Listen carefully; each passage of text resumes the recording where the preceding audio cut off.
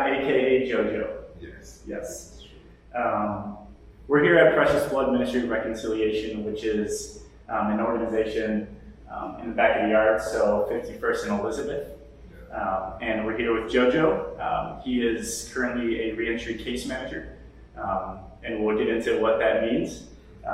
But before we get into it, let's just hop right in. So, JoJo, it's a little bit of background on kind of your role, what you do, and maybe what got you involved with Precious Blood, and kind of what some of the passions you have leading up to it. I think it would be a great place to start. Okay, well, if we're going to go there, might as well start with where I come from. I come from Chicago Housing Authority, Robert Taylor's on State Street. And I've kind of straddled the fence. I graduated from high school, but I was involved in gang life and selling drugs. And because of that, I was poised to go to college, but I was indecisive. I was indecisive and I had low self-esteem, so I tended to follow the crowd of what I thought was the accepted norm at the time. So I ran with a couple of people, and I'm not placing all the blame on them, but I've done something in my past that I deeply regret. I've done something that caused me to become incarcerated for a lot of years. I was with other people and something transpired and someone lost their life.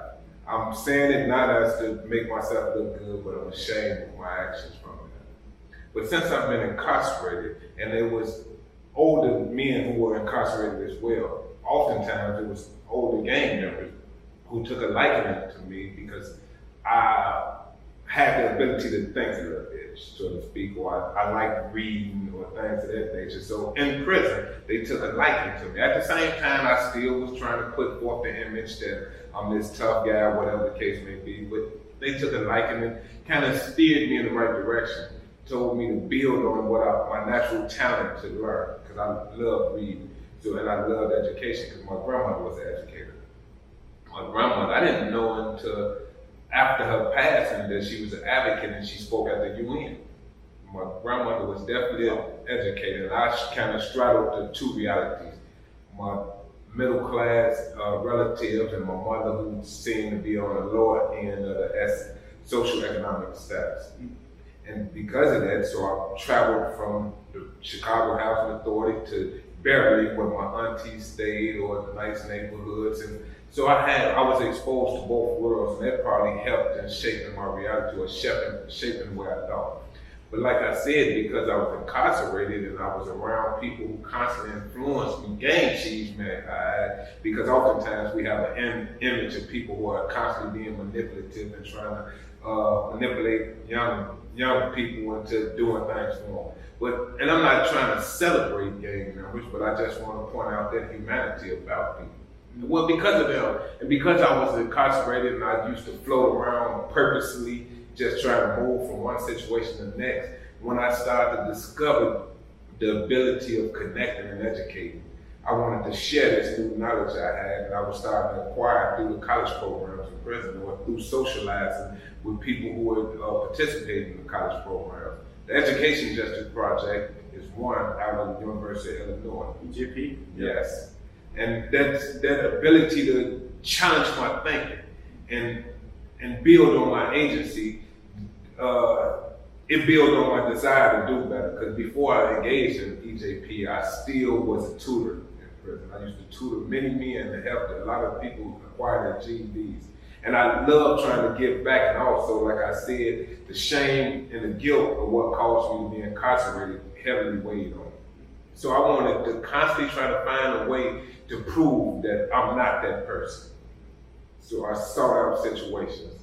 And through EJP, thankfully EJP allowed us creativity and helped equip me with the background knowledge I needed to write a proposal for a program, a Chicago Anti-Violence Education Program. And it was not solely my idea. I wrote the proposal. I want to speak to that it was like-minded individuals engaged in the program, my peers, and we ironed out, did years of research, and finally the program was launched in 2011. And And from there, we had years of experience in engaging in continued education as far as trauma-informed care. And from there, I made the connection. One of the men who was a part of the program was released from prison, and he became a case manager here at Precious Blood. And that man, Orlando Mayorga, which was my friend, we constantly stayed in communication. And just like Orlando, there's many of us that has this desire to be much more than the crime in which we was convicted of. And we had the desire to build community no matter where we extended to. And Precious Blood is that ideal fit that allows you to do that, just that. Yeah. No, thank you for that background, for that story. Is the Chicago Anti-Violence Education Program still going on today, or is that? Yes. It is? Yes, Chicago Anti-Violence, or we like to call it Community Anti-Violence Education, CAVE, the acronym. And it's still being delivered. Well, COVID-19 slowed everything down, right, but it's still being delivered in the Danville Correctional Center, St. Charles Juvenile Detention Center, and we also delivered it here, or we have it here, I should say, because we create these spaces. It's nothing that's pre-packaged. We create a cave safe space to where we can connect and build. Is there any plan to have it at the JTDC, so the Juvenile Temporary Detention Center, just on the west side, or is that not a part of the program? Or? Well, right now we're in conversations. I don't want to prematurely talk about it, but we want to extend it to as many places as possible. We want to extend it to the entire IDOC. We want to extend it to juvenile. We want to extend it to communities, because we believe one of the primary causes of violence is trauma. We've heard the saying before, hurt people hurt people. And if we can address this trauma, if not we can address it, if we can equip individuals with the tools to address their own trauma, we can prevent a lot of the unnecessary violence that's going on now. I think that's a good transition to Precious Blood and the restorative justice programs that they have here. What are some of the things that you're working on in your current role that are similar to maybe helping some of these people that have that trauma work through, whether it be pre, post traumatic experiences? Yes. Well, one of my roles as a reentry case manager, in the title itself, reentry, I primarily deal with individuals who are returning citizens from incarceration.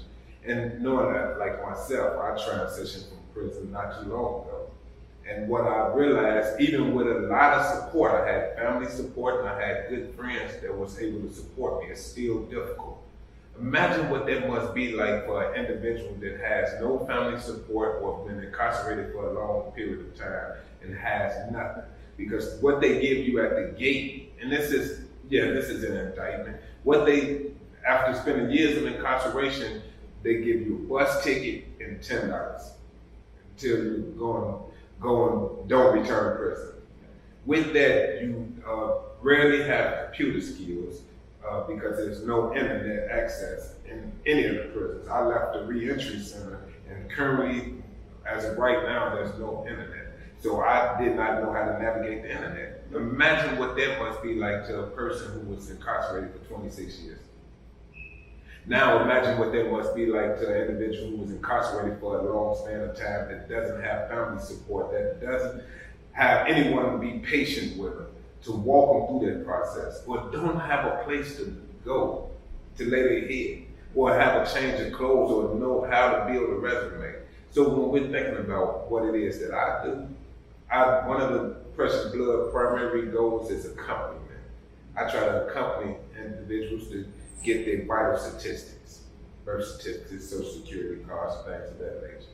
I try to accompany them if they need assistance with getting benefits, such as medical benefits and food. I try to accompany them with walking them through the process of how to find housing. We have a workforce development program here, where we also try to walk them through how to be prepared to enter into the workforce, as well as we're also trying to expand that to prepare individuals for career development so they can earn a sustainable living. So for those of you that are watching, this is the first time we're doing this, so thank you for the patience. All good now. Alrighty. My bad. Alrighty, so you basically just talked a little bit about your role as a reentry caseworker. So for the folks that maybe missed out the last portion, I don't want to go over it because we have the recording and we can post-edit this when we repost. So I guess from there, are you working with people currently? Like, are you assigned to one person or multiple people, or are there multiple caseworkers at PBMR? There are multiple caseworkers. Excuse me, you got me repeating you. Multiple case managers. Yes. As well as case managers, we also work with an outreach team that's a part of the Institute of Nonviolent Chicago. And they kind of canvass the community, and we have weekly meetings so we can coordinate our efforts to reach the people in the community. So, and one thing about it, like at PBMR, that's another thing about it, the flexibility. Since we pride ourselves on relationships, we try to ensure that it's not just one primary relationship. So although individuals may not be on my caseload, I still engage in them, and vice versa with other case managers, with other social enterprise department heads, different natures. We try to create a communal environment where everyone has a relationship. Yep. And just like you said, relationships are kind of one of the things that people that want to get involved with organizations don't really know how to measure. So when we're talking about how do you measure the impact that you're making as a non-for-profit, as an organization? Sometimes it's hard to measure some of the things that you are impacting. So how do you kind of measure the things that are immeasurable, I guess you could say? Okay, yes, immeasurable. So when you're thinking about it, a lot of times people are looking for data-driven outcomes. How many people successfully complete a program, how many people attend a certain service at certain times. And what's not taken into account, the environment from which people come from. The instability or the lack of so many different things. The lack of adequate health care, lack of adequate assistance, and lack of adequate housing, the lack of safety. So when we're thinking about safety, sometimes I know oftentimes people lock their car doors when someone walks past, but that's not the only safety. Sometimes a person may come from a troubled background, a troubled home life, I should say. So if you're dealing with all these different things at one time and expect a person to come out of there and perform at his top of his ability in any one given setting, that's a fallacy or a setup for failure. So we don't measure whether an individual complete a program. We would like them to complete a program. Don't get me wrong. I'm not excusing anything. I'm not trying to make excuses. But what I am saying, we recognize that life happens. So we measure it by constant contact. When an individual, when a participant calls and seeks me out just to talk, just to tell me about their day, just to tell me how mad they are and how they was thinking about doing something. And because I was there to have, or anyone at the PBMR was there to have that conversation with them, they don't do that. Yeah, and it's not like you guys have a tally of every time that conversation happens, right? So you guys are having an impact that a lot of times can't be measured on the community, on the people that you guys are working with. Yes. Or you may look, see, there's so many programs here we do. We have housing assistance. It may be a problem. We were doing this way before COVID hit. So if you're thinking that people may have problem with paying bills or on the brink of eviction, we would try to assist them and stay in housing or keep it retaining housing. We would assist people in accompaniment, getting from one place to the next. You may have a mother that needs medication for her baby, but can't travel there. We would even take mothers to Walmart. So when you think about those things, that's what you measure success in.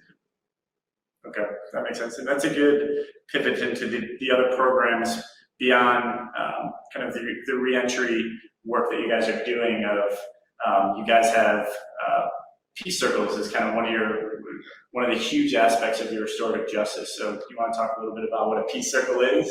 Okay, most people are unaware, but peace circles was nothing created by Precious Blood. Peace circles come from indigenous people. Before there was court systems and there was different institutionalized police systems, people had to work out their own differences. And what a peace circle does is bring people back into community and allow everyone to have a vested interest in what happens in their community. And we do this through, once again, building relationships. Because if there's no relationship, there can be no communication. Yeah. And what is usually the format of a peace circle? Like, what are 2 parties or 3 parties or people that are brought together? What is that structure? Okay, so say for instance, we try to keep peace circles to probably if you have no more than 20 people in a peace circle. You have what's called circle keepers. So circle keepers are not the people with the answers or not the people that's gonna fix problems, but they're the people that helps the circle flow, to keep the conversation going. So everyone involved in the peace circle can work out first, build a relationship, then identify an issue and try to resolve that issue. These are the components of a peace circle. And everyone has a vested interest and a vested say in what happens in the peace circle, because peace circles only operate through consensus. It's not majority rule. Yeah. So if everyone is not in agreement, we got to go back to the drawing board. Yeah. Okay. So you have your moderators and then whoever's going to be included in that peace circle discussion. And then from what I remember, there's a tool or a Yes. See, in order to honor the peace circle, see the center of the piece, and we invite, everyone is invited to contribute to the centerpiece. The centerpiece, you may have relics or personal items that a person might put in to bring recognition to some emotion that they may have or some state of being. But primarily in a peace circle is what's called a talking piece. And in order to keep order, we try to respect the talking piece. So if the talking piece is going around, only the person with the talking piece can talk at that time. That's to ensure active listening. Yeah. And is this another activity that's measured by PBMR, or are these, how often are these happening? Well, they can be hard. You can have different peace circles in different spaces in different rooms, because we have the butterfly room, you have the conference room. You can create a peace circle in the garden. So what it is they can happen at multiple times. And we continually educate ourselves on how to deliver peace circles. So everyone involved is informed, and we can create or orchestrate a peace circle wherever we are. Yeah. All right. Well, great. Yeah, thank you for sharing that. So Father Kelly, let's talk a little bit about this guy. Kind of, when did you meet him, or what was your kind of first interaction, if you remember it? My first interaction with Father Kelly was over the telephone. Now just think about it, when you hear the name Father Kelly, you try to straighten up and not. Yeah, I just like straighten up there sitting too. Yeah, because you hold it, he has a aura about himself, but it's not what you would think. It's one that puts you at ease when you come into contact with you. One that lets you know that, hey, I'm human. Don't place me on this. Matter of fact, Father Kelly is a humble person. And then just being in his presence and having the opportunity to learn from it. And I know this might sound like a lot and I don't work for him. And he will correct anyone who say that and would let you know I work with you. And even in that statement alone speaks volumes about who he is. Absolutely. So beyond peace circles, beyond the reentry program, what are some other impactful programs that PBMR has? Well, we have a youth program where we engage the youth currently. We have activities for the youth. We constantly engage and we accompany them to school. We even show up at school. We have a council of men where we try to expand to the community to involve different men from the community to step in to play a role in individual life, the youth lives in the community. We have the Mother Brewer's House. We have Women's Board where they assist or accompany, I should say, not assist, because we're not here to help anyone. We're here to walk with. And they walk with the women in the community because life happens. So if something they may need to just talk about something, or a safe space, or somewhere to let their hair down, so to speak, the Mother Brewer's House is for that. We have a graphic design with graphic design try to engage the youth. We have many social entrepreneurship programs where we try to engage the youth and the young into activities to kind of help develop a skill and have them with the mindset to get ready for the workforce. We have the graphic designs, we have the art center, we have the wood shop, we have the garden. Well, man, you've been around, you've tasted food from the garden. It's overgrazed. There's so much right now. I feel like they need to get rid of those things. They have thousands of pounds of fruits and vegetables. You didn't see the sign? No, They're trying to find people to give food to. So first thing, we need people to take some fruit and vegetable baskets. Yeah. And like hospitality. We have a program, this is the shining program to me. We have hospitality. Matter of fact, we're sitting in the hospitality room. So what this program does is we keep the doors open to the community. And when Precious Blood is open, anyone can come in and just grab some food. No questions, no acts like, can I have this? You can come in, make you something to eat. You can sit down, you're welcome here without any questions. If you just want to take a load off, and you can leave at any time. So this is something that stands out because it's radical hospitality. It's not saying anything's old, not saying anyone have to clean up after they're finished. We would like you to, but you don't have to. Yeah. So it's that radical hospitality that stands out to me. All right. And you said something earlier. You said that we're not here to help people. We're here to walk with people. Yes. I wasn't sure if that was just about the specific group that we're talking about or just PBMR as a whole, but I wanted to talk a little bit more about that because it's really interesting. Well, sometimes you have different organizations or different places where they have a God-like mentality that I'm here to save you. I'm here to do this. What you will find at Precious Blood is a real kinship. That I understand why I can buy into why I'm speaking so heavily of it, because I'm restorative justice in action. I was incarcerated for 26 years. So just my sentence alone should tell you it was a serious offense. But Precious Blood didn't look at me like, oh, now we have to turn the wheel, we have to lock doors, or we have to watch them. But Precious Blood looked at me like this is a person that deserves a chance. So when we say walk with, we're saying, hey, we're going to make available or try to find resources to connect you with. And if you want, I will go with you. I will accompany you to get your driver's license, to get your state ID, to sign up for this or whatever the case may be. Or I will walk with you. So that's the difference between caring, giving a handout, but actually walking with, and we can do it together. Yeah, one of the things that I've heard Father Kelly say a lot of times is the work that he does at the Juvenile Detention Center is a ministry of presence. So they go there not for any specific outcome like saving the kiddos. It's more so just being present, being there, answering questions. It's pretty simple when you think about it, but I feel like it's a little bit more powerful than other intentions of being there. You know what I wanted to see? I was naturally, academics came easy to me.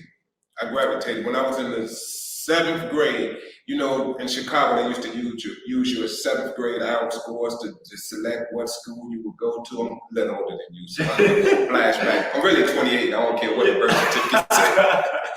But they would use your 7th grade hours test scores to determine, select what school you went to. Well, when I was in the 7th grade, they used my 6th grade hour test scores, and I was selected to go to the top 3 schools in the city. Well, because I didn't have that discipline or that parental oversight, I was allowed to do essentially what I wanted to do. And because of that track, I ended up in incarceration. I'm not placing blame on anyone because at some point, I ultimately made decisions. But what I'm saying is because of Precious Blood, because Precious Blood is here for the youth just to be here, not to convince them to change some different way. We will present and show them different things, but just being here and giving them the opportunity if they so chose to change. This is the place they can do it in. Well, great. I think we're at time. I've been trying to keep this within a half hour, and we're right about there. So before we wrap up, I want to make sure that we have an opportunity to share just for some shameless plugs, as they call them. So if there's anything that's going on, any way people can get engaged, what would be the best way to do that, or support, or? or have a presence. Yes, the simplest way to even find out more about the organization, because there are probably things I've left out, or probably things you may have more questions about, is to go to PBMR.org. That's our website. That's the official website. And on this website, you can see testimonials. You can see the Sweeney Family Foundation is that you can donate to that. We have a goal to reach 100,000, and seeing the work that's necessary, 100,000 is small things compared to the mountain that we have to go across. But every little cent count. I'm not belittling any contribution. Right? If you put in 25 cents, I would be thankful. I speak for me now. Yep. And then, of course, the fruit and vegetable baskets. We need people to take some of that and maybe see the new garden that was made out there. Yes. See, one thing, and it's different. I want to share. We partner with surrounding organizations. We constantly do this. So I don't want it to seem as if Precious Blood is looking for glory, because a lot of the work we do, it wouldn't be possible without other organizations, with New Life Church, with Target in the Inglewood area, or without INBC, what I mentioned earlier. There's so many different organizations that play a part in ensuring that we are able to keep moving forward. So I would ask that you, if not Precious Blood, any restorative justice organization, or investigate and see if any organization that's doing community work in your community, you can become a part of. Yeah. All right. Well, JoJo, thank you so much for your time and talking a little bit about Precious Blood and the work that you're doing. Everyone, of course, appreciates it, and it's a very noble thing you're doing, and thank you for your time. I appreciate it. I thank y'all. I hope y'all go and donate. Yes, thank you. Thanks a lot.